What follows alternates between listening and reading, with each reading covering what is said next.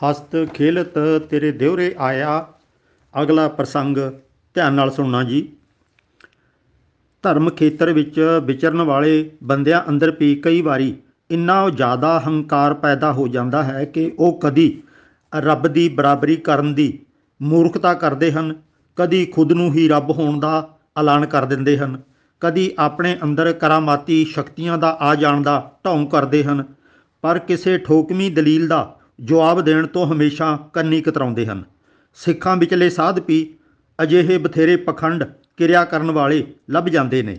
ਉਹਨਾਂ ਦੇ ਪਿਛਲੱਗ ਸ਼ਰਧਾਲੂ ਸਾਧ ਨੂੰ ਕਈ ਗੁਰੂ ਨਾਨਕ ਮੰਨ ਲੈਂਦੇ ਹਨ, ਕਈ ਗੁਰੂ ਗੋਬਿੰਦ ਸਿੰਘ ਦਾ ਰੂਪ ਦੱਸਦੇ ਹਨ, ਕਈ ਆਪਣੇ ਸਾਧ ਨੂੰ ਨਿਰੰਕਾਰ ਦਾ ਸੰਤ ਰੂਪ ਵਿੱਚ ਜਨਮ ਲੈਣਾ ਪ੍ਰਚਾਰਦੇ ਹਨ। ਇਸੇ ਤਰ੍ਹਾਂ ਗਿਆਨੀ ਸੰਤ ਸਿੰਘ ਜੀ ਅਜਿਹੇ ਦਾਅਵੇ ਕਈ ਵਾਰ ਸਟੇਜਾਂ 'ਤੇ ਕਰਦਾ ਰਹਿੰਦਾ ਸੀ। ਇੱਥੇ ਉਸ ਦੀ ਇੱਕੋ ਗੱਲ ਮੈਂ ਸਾਂਝੀ ਕਰ ਰਿਹਾ ਹਾਂ। ਮਸਕੀਨ ਜੀ ਦੇ ਮੁਤਾਬਕ ਜਿਹੜਾ ਬੰਦਾ ਨਾਮ ਸਿਮਰਨ ਕਰਦਾ ਹੈ, ਇਕਾਗਰਤਾ ਨਾਲ ਅੰਤਰ ਧਿਆਨ ਹੋ ਕੇ ਰੱਬ ਨੂੰ ਹਿਰਦੇ 'ਚ ਵਸਾਉਂਦਾ ਹੈ, ਉਹ ਜਗਿਆਸੂ ਹਲਕਾ ਫੁਲਕਾ ਹੋ ਜਾਂਦਾ ਹੈ। ਫਿਰ ਉਹ ਜ਼ਮੀਨ ਤੋਂ ਉੱਚਾ ਉੱਠ ਜਾਂਦਾ ਹੈ। ਜੇ ਚਾਹੇ ਤਾਂ ਸਰੀਰ ਨੂੰ ਅਤਿਅੰਤ ਛੋਟਾ ਕਰ ਸਕਦਾ ਹੈ। ਜੇ ਇੱਛਾ ਹੋਵੇ ਤਾਂ ਉਡਾਰੀ ਮਾਰ ਕੇ ਅੱਖ ਦੇ ਪਲਕਾਰੇ ਵਿੱਚ ਜਿੱਥੇ ਮਨ ਚਾਹੇ ਉਹ ਜਾ ਸਕਦਾ ਹੈ। ਇਹ ਮਸਕੀਨ ਜੀ ਦਾ ਕਹਿਣਾ ਸੀ। ਇੰਗਲੈਂਡ ਦੇ ਰੇਡੀਓ ਪੰਜਾਬ 'ਤੇ ਬੋਲਣ ਲਈ ਮਸਕੀਨ ਜੀ ਨੂੰ ਰੇਡੀਓ ਹੋਸਟ ਭਾਈ ਜਸਬੀਰ ਸਿੰਘ ਨੇ ਬੇਨਤੀ ਕਰਕੇ ਬੁਲਾ ਲਿਆ। ਗੁਰਮਤ ਬਾਰੇ ਸਵਾਲ ਜਵਾਬ ਹੁੰਦੇ ਰਹੇ। ਤਿਆਰ ਕੀਤੀ ਗਈ ਸਕੀਮ ਮੁਤਾਬਕ ਮਸਕੀਨ ਨੂੰ ਇਹ ਪੁੱਛਿਆ ਗਿਆ ਕਿ ਤੁਸੀਂ ਮੰਨਦੇ ਅਤੇ ਬੋਲਦੇ ਹੋ ਕਿ ਨਾਮ ਸਿਮਰਨ ਕਰਨ ਵਾਲਾ ਸੇਵਕ ਉੱਚਾ ਉੱਠ ਜਾਂਦਾ ਹੈ, ਜਿੱਥੇ ਚਾਹੇ ਉਡਾਰੀ ਮਾਰਕ ਦੇ ਅੱਖ ਦੇ ਪਲਕਾਰੇ ਵਿੱਚ ਪਹੁੰਚ ਜਾਂਦਾ ਹੈ। ਕੀ ਇਹ ਸਭ ਸੱਚ ਹੈ? ਮਸਕੀਨ ਜੀ ਨੇ ਬਿਨਾਂ ਝਿਜਕ ਇਸ ਨੂੰ ਆਖਿਆ ਕਿ ਹਾਂ, ਇਹ ਸੱਚ ਹੈ। ਫਿਰ ਉਸ ਨੂੰ ਪੁੱਛਿਆ ਗਿਆ ਕਿ ਤੁਸੀਂ ਵਿਦੇਸ਼ਾਂ ਵਿੱਚ ਜਾਣ ਵਾਸਤੇ ਜਹਾਜ਼ ਦੀ ਟਿਕਟ ਖਰੀਦ ਕੇ ਕਿਉਂ ਪੈਸੇ ਬਰਬਾਦ ਕਰਦੇ ਹੋ? ਜਹਾਜ਼ ਦੀ ਤਾਂ ਸਪੀਡ ਵੀ ਘੱਟ ਹੁੰਦੀ ਹੈ। ਤੁਸੀਂ ਤਾਂ ਨਾਮ ਸਿਮਰਨ ਦੀ ਸ਼ਕਤੀ ਵਰਤ ਕੇ ਅੱਖ ਦੇ ਪਲਕਾਰੇ ਵਿੱਚ ਜਿੱਥੇ ਚਾਹੋ ਆਰਾਮ ਨਾਲ ਜਾ ਸਕਦੇ ਹੋ। ਇਹੀ ਪੈਸਾ ਗਰੀਬ ਸਿੱਖਾਂ ਦੀ ਭਲਾਈ ਵਾਸਤੇ ਖਰਚਿਆ ਜਾਵੇ ਤਾਂ ਹੋਰ ਵੀ ਚੰਗਾ ਹੈ। ਤੁਸੀਂ ਸਗੋਂ ਸਾਰੇ ਵੱਡੇ ਇਕੱਠਾਂ ਵਿੱਚ ਦੱਸਿਆ ਕਰੋ ਕਿ ਆਹ ਸ਼ਬਦ ਇਤਨੀ ਵਾਰੀ ਪੜ੍ਹਨ ਨਾਲ ਉਡਾਰੀ ਮਾਰ ਕੇ ਇੰਗਲੈਂਡ ਜਾਂ ਅਮਰੀਕਾ, ਆਸਟ੍ਰੇਲੀਆ, ਕੈਨੇਡਾ ਪਹੁੰਚਿਆ ਜਾ ਸਕਦਾ ਹੈ। ਵੀਜ਼ਾ ਲਗਵਾਉਣ ਦੇ ਝੰਜਟ ਵੀ ਖਤਮ ਹੋ ਜਾਣਗੇ। ਵੀਜ਼ਾ ਫੀਸਾਂ ਵੀ ਨਹੀਂ ਭਰਨੀਆਂ ਪੈਣਗੀਆਂ। ਪੁਲਿਸ ਪਕੜ ਹੀ ਨਹੀਂ ਸਕੇਗੀ। ਵੈਸੇ ਮਸਕੀਨ ਜੀ, ਤੁਹਾਡੇ ਵਾਂਗ ਹੀ ਸਿਮਰਨ ਦੀ ਅਥਾਹ ਸ਼ਕਤੀ ਦਾ ਵਰਣਨ ਕਰਨ ਵਾਲੇ ਹਜ਼ਾਰਾਂ ਸਾਧ ਹਨ। ਪਰ ਸਾਰੇ ਹੀ ਦੇਸ਼ ਅੰਦਰ ਮਹਿੰਗੀਆਂ ਕਾਰਾਂ ਰਾਹੀਂ ਸਫ਼ਰ ਕਰਦੇ ਹਨ, ਵਿਦੇਸ਼ਾਂ ਲਈ ਜਹਾਜ਼ਾਂ ਵਿੱਚ ਸਫ਼ਰ ਕਰਦੇ ਹਨ। ਕਿਉਂ ਸਿੱਖ ਕੌਮ ਦਾ ਪੈਸਾ ਬਰਬਾਦ ਕਰ ਰਹੇ ਹੋ ਤੁਸੀਂ ਸਾਰੇ? ਉਡਾਰੀ ਮਾਰ ਕੇ ਸਕਿੰਟਾਂ ਵਿੱਚ ਤੁਸੀਂ ਜਿੱਥੇ ਚਾਹੋ ਜਾ ਸਕਦੇ ਹੋ। ਸਾਡੇ ਵਰਗੇ ਅਨੇਕ ਸ਼ਰਧਾਲੂ ਅੱਡੀਆਂ ਚੁੱਕ ਚੁੱਕ ਤੁਹਾਡੇ ਵੱਲ ਵੇਖਣਗੇ। ਕਿਤੇ ਮਾਨ ਸਿੰਘ ਭੇਵੇ ਵਾਲਾ ਉੜਿਆ ਜਾ ਰਿਹਾ ਹੋਵੇ, ਕਿਧਰੇ ਨਾਨਕ ਸਰੀਏ ਉਡਾਰੀਆਂ ਲਾ ਰਹੇ ਹੋਣ, ਕਿਧਰੇ ਟਕਸਾਲੀਏ ਉੜਦੇ ਦਿਸਣ, ਤੇ ਕਿਤੇ ਹੋਰ ਸਾਧ ਸੰਤ ਤੇ ਬ੍ਰਹਮ ਗਿਆਨੀ ਹਵਾ ਵਿੱਚ ਉੱਡਦੇ ਜਾ ਰਹੇ ਹੋਣ, ਤੇ ਅਸੀਂ ਸਾਰੇ ਤੁਹਾਨੂੰ ਵੇਖ ਕੇ ਆਖੀਏ ਕਿ ਹਾਓ ਫਲਾਣਾ ਸਾਧ ਗਿਆ, ਆਓ ਫਲਾਣਾ ਸਾਧ ਉੱਡ ਗਿਆ। ਬਈ ਕਮਾਲ ਹੈ, ਇਹਨਾਂ ਕੋਲੇ ਤਾਂ ਬੜੀਆਂ ਸ਼ਕਤੀਆਂ ਨੇ, ਤੇ ਤੁਸੀਂ ਥੋੜ੍ਹਾ ਬਹੁਤਾ ਕਦੀ ਤਾਂ ਉੱਡ ਕੇ ਵਿਖਾ ਦਿਓ ਸਾਨੂੰ। ਮਸਕੀਨ ਜੀ ਬਿਨਾਂ ਕਿਸੇ ਸਵਾਲ ਦਾ ਜਵਾਬ ਦਿੱਤੇ ਗੁੱਸੇ ਨਾਲ ਭਰੇ ਭੀਤੇ ਰੇਡੀਓ ਦੇ ਕਮਰੇ ਵਿੱਚੋਂ ਨਿਕਲ ਕੇ ਸਿੱਧੇ ਆਪਣੇ ਨਾਲ ਆਏ ਸਾਥੀ ਨਾਲ ਗੱਡੀ ਵਿੱਚ ਬੈਠ ਕੇ ਚੱਲਦੇ ਬਣੇ। ਸਾਡੀਆਂ ਗੱਲਾਂ ਦਾ ਕੋਈ ਜਵਾਬ ਨਾ ਦਿੱਤਾ। ਵੈਸੇ ਮਸਕੀਨ ਜੀ ਇਹ ਕੁਫਰ ਵੀ ਤੋਲਦੇ ਰਹਿੰਦੇ ਸਨ ਕਿ ਮੇਰੀ ਕਥਾ ਸੁਣਨ ਵਾਸਤੇ ਰੱਬੀ ਰੂਹਾਂ ਆਉਂਦੀਆਂ ਨੇ, ਸਿਰਫ ਮੈਨੂੰ ਦਿਸਦੀਆਂ ਨੇ, ਉਹ ਰੱਬੀ ਰੂਹਾਂ ਹੋਰ ਕਿਸੇ ਨੂੰ ਨਹੀਂ ਦਿਸਦੀਆਂ। ਕੀ ਗੁਰੂ ਗ੍ਰੰਥ ਸਾਹਿਬ ਦੀ ਹਜ਼ੂਰੀ 'ਚ ਇਹ ਗੱਪਾਂ ਤੁਸੀਂ ਸਾਰਿਆਂ ਨੇ ਨਹੀਂ ਸੁਣੀਆਂ? ਤੇ ਕੀ ਆਪਣੇ ਆਪ ਨੂੰ ਧਰਮੀ ਅਖਵਾਉਣ ਵਾਲੇ, ਖੰਡੇ ਕੀ ਪਹੁਲ ਛਕਣ ਵਾਲੇ, ਗੁਰੂ ਗ੍ਰੰਥ ਸਾਹਿਬ ਦੀ ਬਾਣੀ ਪੜ੍ਹ ਕੇ ਸੁਣਾਉਣ ਵਾਲੇ ਤੇ ਗੁਰੂ ਗ੍ਰੰਥ ਸਾਹਿਬ ਦੀ ਹਜ਼ੂਰੀ 'ਚ ਬੈਠ ਕੇ ਸਾਧ ਸੰਗਤ ਗੁਰੂ ਰੂਪ ਜਾਣ ਕੇ ਉਹਨਾਂ ਨੂੰ ਸਾਰੇ ਸੰਬੋਧਨ ਕਰਨ ਵਾਲੇ ਤੇ ਸ਼ਰੇਆਮ ਝੂਠ ਬੋਲਦੇ ਨੇ, ਕੁਫਰ ਤੋਲਦੇ ਨੇ। ਤੇ ਉਹ ਤਾਂ ਆਪਣੇ ਪੈਸੇ ਦੇ ਕਾਰਨ ਸ਼ਾਇਦ ਝੂਠ ਬੋਲਦੇ ਹੋਣਗੇ, ਪਰ ਸੁਣਨ ਵਾਲੇ ਵੀ ਇੰਨੇ ਪਾਗਲ ਬਣਾ ਦਿੱਤੇ ਗਏ ਨੇ, ਇੰਨੇ ਹੌਸਲਾਹੀਣ ਕਰ ਦਿੱਤੇ ਗਏ ਨੇ ਕਿ ਸਵਾਲ ਕਰਨ ਦੀ ਵੀ ਕਿਸੇ ਕੋਲ ਹਿੰਮਤ ਨਹੀਂ ਰਹੀ। ਇੱਕ ਤਾਂ ਸਟੱਡੀ ਨਹੀਂ ਕਰਦੇ, ਸਵਾਲ ਕਰਨਾ ਹੀ ਨਹੀਂ ਆਉਂਦਾ, ਤੇ ਦੂਜਾ ਸਵਾਲ ਕਰਨ ਦਾ ਹੌਸਲਾ ਹੀ ਮੁੱਕ ਗਿਆ। ਤੁਹਾਡਾ ਕੀ ਵਿਚਾਰ ਹੈ? ਕੀ ਸਿੱਖਾਂ ਦੀ ਹਾਲਤ ਅਜੇ ਤੱਕ ਵੀ ਉਸੇ ਤਰ੍ਹਾਂ ਨਹੀਂ ਚਲੀ ਆ ਰਹੀ? ਕੀ ਸੁਧਰਨ ਦੇ ਚਾਂਸ ਹੈ, ਆਪਣੇ ਆਪ ਨੂੰ ਸੁਧਾਰੀਏ ਤੇ ਤਾਂ ਆਪਣੇ ਆਪ ਤੋਂ ਸ਼ੁਰੂਆਤ ਕਰੀਏ। ਆਖੋ ਸਤਨਾਮ। ਹਸਤ ਖੇਲਤ ਤੇਰੇ ਦਿਉਰੇ ਆਏ ਦਾ ਅਗਲਾ ਪ੍ਰਸੰਗ 1986 ਦੀ ਗੱਲ ਹੈ। ਬਠਿੰਡੇ ਸ਼ਹਿਰ ਦੀਆਂ ਸੰਗਤਾਂ ਨੂੰ ਤਾਰਨ ਵਾਸਤੇ ਵੱਡੇ ਨਾਮੀ ਸਿੱਖ ਰੂਪ ਵਾਲੇ ਸਾਧਾਂ ਦਾ ਇੱਕ ਟੋਲਾ ਬਠਿੰਡੇ ਆਇਆ। ਸ਼ਹਿਰ ਦੇ ਸਭ ਤੋਂ ਅਮੀਰ ਪਰਿਵਾਰ ਦੇ ਮਹਿਲ ਹੇਮਕੁੰਟ ਬੱਸ ਸਰਵਿਸ ਵਾਲੇ ਉਹਨਾਂ ਦੇ ਮਹਿਲ ਵਿੱਚ ਉਤਾਰਾ ਕਰਵਾਇਆ। ਬਹੁਤ ਵੱਡਾ ਪੰਡਾਲ ਸੰਗਤਾਂ ਦੇ ਬੈਠਣ ਲਈ ਉਹਨਾਂ ਨੇ ਤਿਆਰ ਕਰਵਾਇਆ। ਨਾਮੀ ਡੇਰੇ ਦੇ ਮੁਖੀ ਸੰਤ ਨਰਿੰਦਰ ਸਿੰਘ, ਇਹ ਕਾਲਪਿਕ ਨਾਮ ਹੈ, ਨਾਮ ਨੂੰ ਸ਼ਾਮ ਨੂੰ ਪ੍ਰਵਚਨ ਕਰਨ ਵਾਸਤੇ ਪਧਾਰੇ। ਉਹ ਸਾਹਮਣਿਓਂ ਸੰਗਤਾਂ ਵਿੱਚੋਂ ਦੀ ਨਹੀਂ ਆਏ, ਬਲਕਿ ਪਿਛਲੇ ਪਾਸਿਓਂ ਆ ਕੇ ਪਿੱਛੇ ਹੀ ਬੈਠ ਗਏ ਤੇ ਕੀਰਤਨ ਬੰਦ ਹੋ ਗਿਆ। ਸੰਤ ਜੀ ਸਟੇਜ ਤੇ ਆ ਕੇ ਸੱਜ ਗਏ। ਕਰੀਬ 70 ਕੁ ਸਾਲ ਦੀ ਬਜ਼ੁਰਗ ਵਾਲੀ ਉਮਰ ਉਸਦੀ, ਗੋਲ ਪਟਕਾ, ਲੰਮਾ ਚੋਲਾ, ਗਲ ਵਿੱਚ ਮਾਲਾ, 4-5 ਚੇਲੇ ਉਸਦੇ ਨਾਲ ਨਾਲ ਤੁਰ ਰਹੇ ਸਨ। ਪ੍ਰਵਚਨ ਆਰੰਭ ਹੋਏ ਬਾਬਾ ਜੀ ਦੇ। ਸਾਧ ਸੰਗਤ ਜੀ, ਇੱਕ ਦਿਨ ਪਾਰਬਤੀ ਜੀ ਨੇ ਸ਼ਿਵ ਜੀ ਨੂੰ ਬੇਨਤੀ ਕੀਤੀ ਕਿ ਅਮਰ ਕਥਾ ਸੁਣਾਓ ਤਾਂ ਕਿ ਮੈਂ ਵੀ ਅਮਰ ਹੋ ਜਾਵਾਂ। ਸ਼ਿਵ ਜੀ ਕਹਿਣ ਲੱਗੇ, ਚਲੋ ਕਿਸੇ ਇਕਾਂਤ ਪਹਾੜ ਤੇ ਚੱਲਦੇ ਹਾਂ, ਫਿਰ ਕਥਾ ਸੁਣਾਵਾਂਗਾ। ਦੋਵੇਂ ਹਿਮਾਲਾ ਪਰਬਤ ਤੇ ਚਲੇ ਗਏ। ਸ਼ਿਵ ਜੀ ਆਖਣ ਲੱਗੇ, ਅਮਰ ਕਥਾ ਸੁਣਦਿਆਂ ਤੁਸੀਂ ਜਾਗਦੇ ਰਹਿਣਾ, ਸੌਣਾ ਨਹੀਂ ਹੈ। ਸੁਣਦਿਆਂ ਹੰਗੂਰਾ, ਹਾਂਜੀ ਹਾਂਜੀ ਠੀਕ ਹੈ ਜੀ, ਇਹ ਕਹਿੰਦੇ ਰਹਿਣਾ ਹੈ। ਪਾਰਬਤੀ ਜੀ ਨੇ ਗੱਲ ਮੰਨ ਲਈ। ਸ਼ਿਵ ਅਮਰ ਕਥਾ ਸੁਣਾਉਣ ਲੱਗ ਪਏ। ਸੁਣਾਉਂਦੇ ਗਏ। ਪਿਛਲੀ ਰਾਤ ਹੰਗੂਰੇ ਦੀ ਆਵਾਜ਼ ਵਿੱਚ ਬਦਲਾਅ ਮਹਿਸੂਸ ਹੋਇਆ। ਥੋੜਾ ਚਾਨਣ ਹੋਏ ਤੋਂ ਸ਼ਿਵ ਜੀ ਨੇ ਵੇਖਿਆ ਕਿ ਪਾਰਬਤੀ ਜੀ ਤਾਂ ਘੂਕ ਸੁੱਤੀ ਪਈ ਹੈ। ਫਿਰ ਹੰਗੂਰਾ ਕੌਣ ਭਰਦਾ ਰਿਹਾ। ਉੱਪਰ ਰੁੱਖ ਵੱਲ ਧਿਆਨ ਮਾਰਿਆ ਤਾਂ ਇੱਕ ਤੋਤਾ ਰੁੱਖ ਤੇ ਬੈਠਾ ਸੀ, ਪਾਰਬਤੀ ਵਰਗੀ ਆਵਾਜ਼ ਕੱਢ ਰਿਹਾ ਸੀ। ਸ਼ਿਵ ਜੀ ਨੂੰ ਖਿਆਲ ਆਇਆ ਕਿ ਤੋਤੇ ਨੇ ਅਮਰ ਕਥਾ ਸੁਣ ਲਈ, ਇਹ ਤਾਂ ਹੁਣ ਅਮਰ ਹੋ ਜਾਵੇਗਾ, ਇਸ ਨੂੰ ਹੁਣੇ ਮਾਰ ਦੇਣਾ ਚਾਹੀਦਾ। ਪਾਰਬਤੀ ਨੂੰ ਸੁੱਤੀ ਛੱਡ ਕੇ ਸ਼ਿਵ ਜੀ ਤੋਤੇ ਨੂੰ ਮਾਰਨ ਲਈ ਅੱਗੇ ਵਧਿਆ ਤਾਂ ਉਹ ਉਡਾਰੀ ਮਾਰ ਗਿਆ। ਤੋਤਾ ਅੱਗੇ ਅੱਗੇ ਤੇ ਸ਼ਿਵ ਜੀ ਪਿੱਛੇ ਪਿੱਛੇ।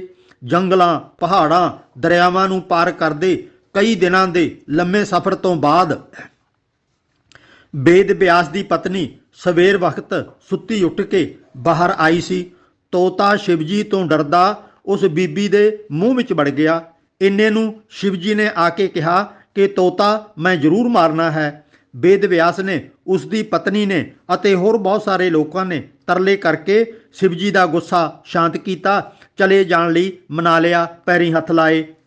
ਵੇਦ ਵਿਆਸ ਦੀ ਪਤਨੀ ਦੇ ਮੂੰਹ ਰਾਹੀਂ ਦਾਖਲ ਹੋਇਆ ਤੋਤਾ ਪੇਟ ਵਿੱਚ ਪਹੁੰਚ ਗਿਆ। ਭਾਈ ਵਿਚਾਰਾ ਡਰਦਾ ਮਾਰਾ ਤੋਤਾ 12 ਸਾਲ ਤੱਕ ਪੇਟ ਵਿੱਚ ਹੀ ਲੁਕਿਆ ਰਿਹਾ। 12 ਸਾਲ ਬਾਅਦ ਉਹੀ ਤੋਤਾ ਲੜਕਾ ਬਣ ਕੇ ਜਨਮ ਲੈ ਲਿਆ। ਫਿਰ ਸਾਧ ਸੰਗਤ ਜੀ, ਪੈਦਾ ਹੁੰਦਿਆਂ ਹੀ ਇਸੇ ਨੇ ਘਰ-ਬਾਰ ਤਿਆਗ ਦਿੱਤਾ, ਭਗਤੀ ਤਪੱਸਿਆ ਕਰਨ ਲਈ ਜੰਗਲ ਵੱਲ ਚਲਾ ਗਿਆ। ਇਸ ਦਾ ਨਾਮ ਸੀ ਸੁਖਦੇਵ ਮੁਨੀ। ਸੰਸਕ੍ਰਿਤ ਵਿੱਚ ਸੁੱਕ ਤੋਤੇ ਨੂੰ ਕਹਿੰਦੇ ਹਨ। ਤੋਤੇ ਤੋਂ ਲੜਕਾ ਬਣ ਕੇ ਵੱਡਾ ਮਹਾਤਮਾ ਬਣਿਆ।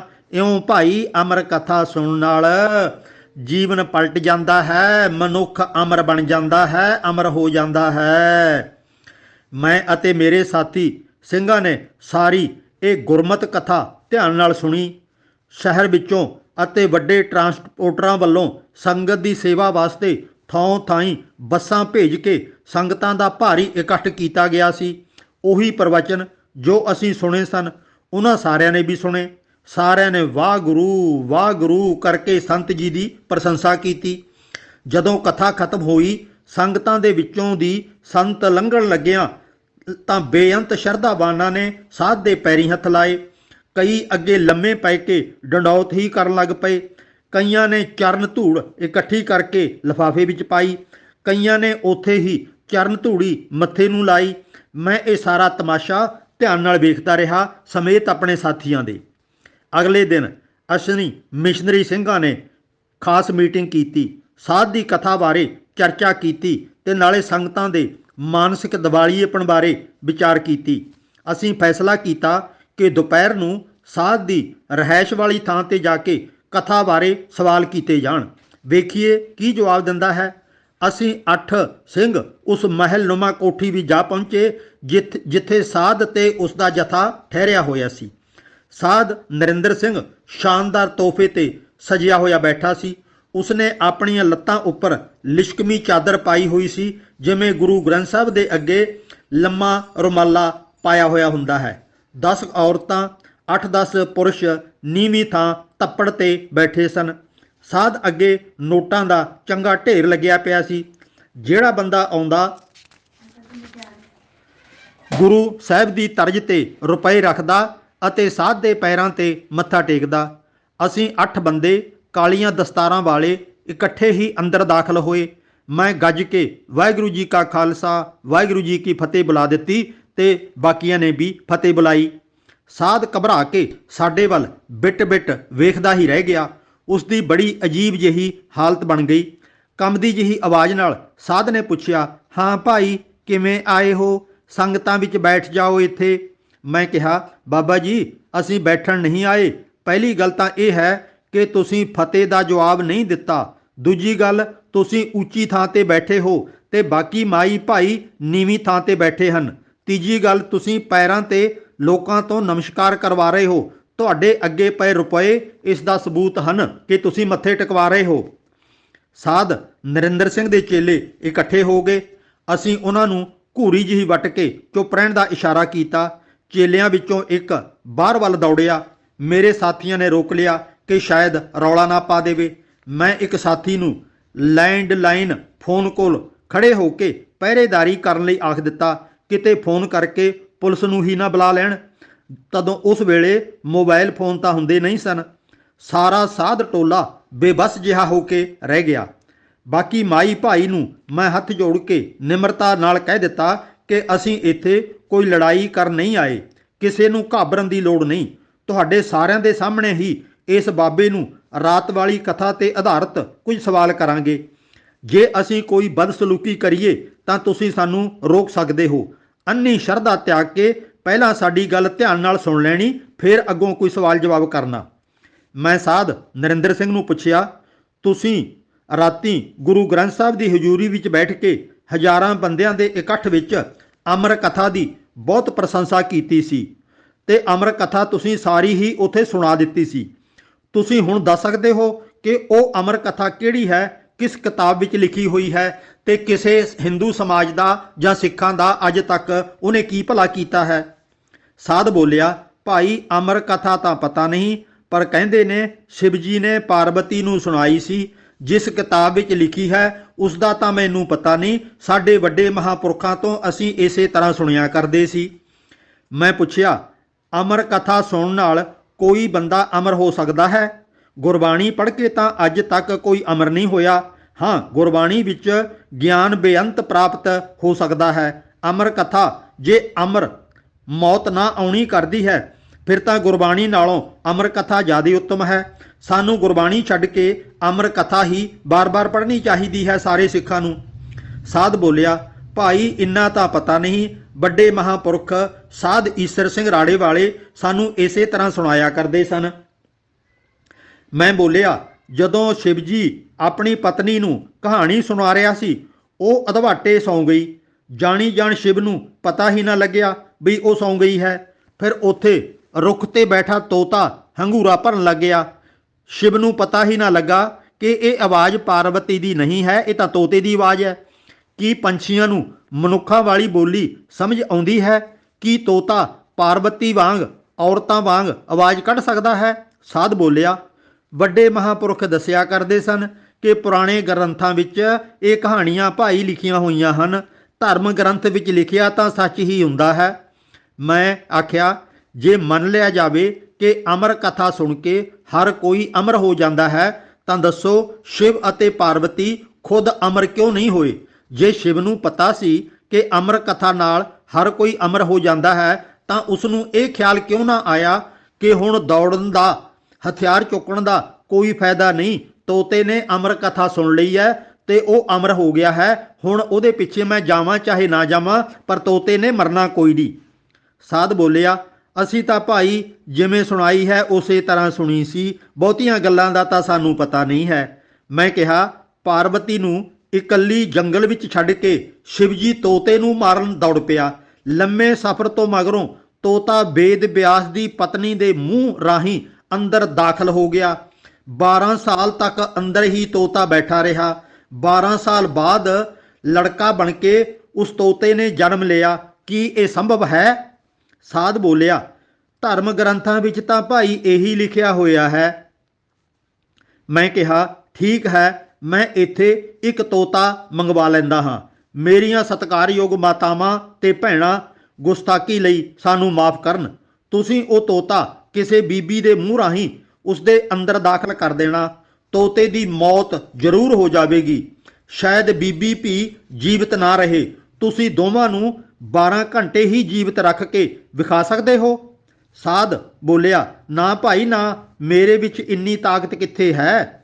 ਮੈਂ ਕਿਹਾ, ਠੀਕ ਹੈ, ਫਿਰ ਤੁਸੀਂ ਉਸ ਅੰਦਰ ਦਾਖਲ ਕੀਤੇ ਤੋਤੇ ਨੂੰ ਉਸੇ ਵਕਤ ਮੂੰਹ ਵੱਲੋਂ ਦਾਖਲ ਕਰਕੇ ਬੀਬੀ ਦੇ ਪਿਸ਼ਾਬ ਵਾਲੇ ਰਸਤੇ ਬਾਹਰ ਕੱਢ ਕੇ ਵਿਖਾ ਦੇਣਾ। ਤੋਤਾ ਅਤੇ ਔਰਤ ਅਗਰ ਦੋਵੇਂ ਜੀਵਤ ਰਹਿ ਗਏ, ਮੈਂ ਹਰ ਤਰ੍ਹਾਂ ਦੀ ਸਜ਼ਾ ਭੁਗਤਣ ਲਈ ਤਿਆਰ ਹਾਂ। ਅਗਰ ਦੋਵਾਂ ਵਿੱਚੋਂ ਇੱਕ ਦੀ ਵੀ ਮੌਤ ਹੋ ਗਈ ਤਾਂ ਤੁਸੀਂ ਦੱਸੋ ਤੁਹਾਨੂੰ ਕੀ ਸਜ਼ਾ ਦਿੱਤੀ ਜਾਵੇ। ਸਾਧ ਬੋਲਿਆ, ਭਾਈ ਇਹ ਤਾਂ ਸਤਯੁਗ ਦੀਆਂ ਗੱਲਾਂ ਹਨ, ਹੁਣ ਤਾਂ ਕਲਯੁਗ ਆ ਗਿਆ, ਹੁਣ ਉਸ ਤਰ੍ਹਾਂ ਨਹੀਂ ਹੋ ਸਕੇਗਾ। ਮੈਂ ਆਖਿਆ, ਪਹਿਲੀ ਗੱਲ ਤਾਂ ਸਤਯੁਗ ਜਾਂ ਕਲਯੁਗ ਕਦੀ ਹੋਇਆ ਹੀ ਨਹੀਂ। ਭਾਰਤ ਦੇ ਲੋਕਾਂ ਤੋਂ ਬਿਨਾਂ ਸਾਰੀ ਦੁਨੀਆ ਇਹਨਾਂ ਨੂੰ ਨਹੀਂ ਮੰਨਦੀ। ਨਾਲੇ ਅਗਰ ਹੁਣ ਇਹ ਸੱਚ ਨਹੀਂ ਹੋ ਸਕਦਾ, ਫਿਰ ਸੰਗਤ ਵਿੱਚ ਸੁਣਾਉਣ ਦਾ ਕੀ ਫਾਇਦਾ ਸੀ। ਗੁਰਬਾਣੀ ਤਾਂ ਅਜਿਹੀਆਂ ਕਰਾਮਾਤਾਂ ਜਾਂ ਦੇਵੀਆਂ ਦੇਵਤਿਆਂ ਨੂੰ ਮਾਨਤਾ ਹੀ ਨਹੀਂ ਦਿੰਦੀ। ਝੂਠੀਆਂ ਅਤੇ ਗੈਰ ਵਿਗਿਆਨਕ ਕਹਾਣੀਆਂ ਗੁਰਮਤਿ ਦੀਆਂ ਸਟੇਜਾਂ ਤੇ ਕਿਉਂ ਸੁਣਾਉਂਦੇ ਹੋ? ਗੁਰਬਾਣੀ ਤਾਂ ਜੁੱਗਾਂ ਨੂੰ ਵੀ ਨਹੀਂ ਮੰਨਦੀ, ਜਿਹੜੇ ਜੁੱਗਾਂ ਦਾ ਤੁਸੀਂ ਰੋਜ਼ ਢੰਡੋਰਾ ਪਿੱਟਦੇ ਹੋ। ਸਾਧ ਆਖਣ ਲੱਗਾ, ਭਾਈ ਸਾਰੇ ਹੀ ਦੇਵਤੇ, ਅਵਤਾਰ ਅਤੇ ਗੁਰੂ ਸਾਡੇ ਵਾਸਤੇ ਇੱਕੋ ਜਿਹੇ ਹਨ। ਅਸੀਂ ਤਾਂ ਇਹ ਕਹਾਣੀਆਂ ਬਹੁਤ ਵਾਰੀ ਸੁਣਾਈਆਂ ਹਨ, ਕਿਸੇ ਨੇ ਅੱਜ ਤੱਕ ਤਾਂ ਇਤਰਾਜ਼ ਨਹੀਂ ਕੀਤਾ। ਮੈਂ ਆਖਿਆ, ਬਜ਼ੁਰਗੋ ਹੋਸ਼ ਕਰ ਲਓ, ਹੋਸ਼।